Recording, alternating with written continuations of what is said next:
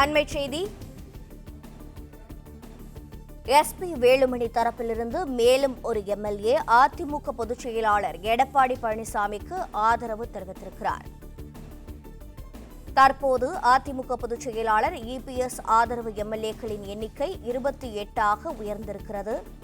திரு SP Velumani தரப்பிலிருந்து மேலும் ஒரு எம்எல்ஏ அதிமுக பொதுச் செயலாளர் எடப்பாடி பழனிசாமிக்கு ஆதரவு தெரிவித்திருக்கிறார். அண்மை செய்தியை பார்த்துக் கொண்டிருக்கிறோம்.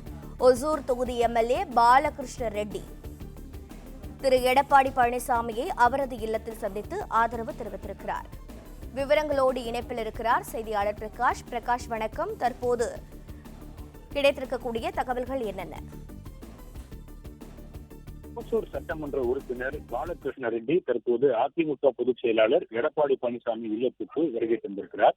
எஸ்பி வேலுமணி ஆதரவு எம்எல்ஏவாக இருந்த பாலகிருஷ்ண ரெட்டி தற்போது எடப்பாடி பழனிசாமியை சந்திப்பதற்காக சென்னை பசுமை வழிசாலையில் இருக்கக்கூடிய அவருடைய முகாம் அலுவலகத்திற்கு வருகை தந்திருக்கிறார். நேற்று தினம் எஸ்பி வேலுமணி ஆதரவு நிலைப்பாட்டில் இருந்த 5 எம்எல்ஏக்கள் எடப்பாடி பழனிசாமியினுடைய ஆதரவாளர்களாக மாறினாங்க. ஆற்காடு சுகுமார், சங்கரன் கோவில் திலீபன், காங்கேயம் சட்டமன்ற உறுப்பினர் நடராஜன், அந்தியூர் சட்டமன்ற உறுப்பினர் ஹரிபாஸ்கர், பண்ருட்டி சட்டமன்ற உறுப்பினர் மோகன் ஆகிய 5 சட்டமன்ற உறுப்பினர்கள் எஸ்பி வேலுமணி முகாமில் இருந்து எடப்பாடி பழனிசாமி முகாமுக்கு மாறினார்கள். இந்த நிலையில 6வது எம்எல்ஏவாக தற்போது பாலகிருஷ்ண ரெட்டியும் எடப்பாடி பழனிசாமி இல்லத்துக்கு வருகை தந்திருக்கிறார். அவருடன் அதிமுக மற்ற தலைவர்கள் யாருமே வரவில்லை. பாலகிருஷ்ண ரெட்டி தனியாக வந்திருக்கிறார்.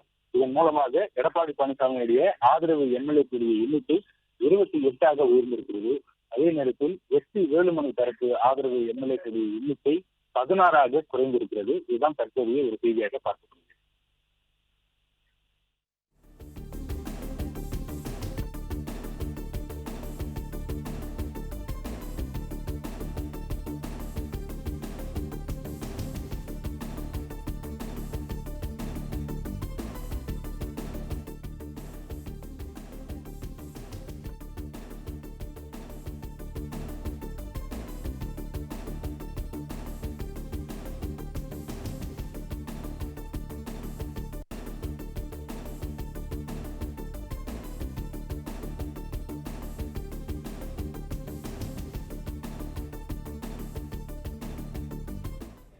பிளே ஸ்டோர் மற்றும் ஆப் ஸ்டோரில் இருந்து பாலிமர் செயலியை QR கோடு மூலம் பதிவிறக்கம் செய்யுங்கள்.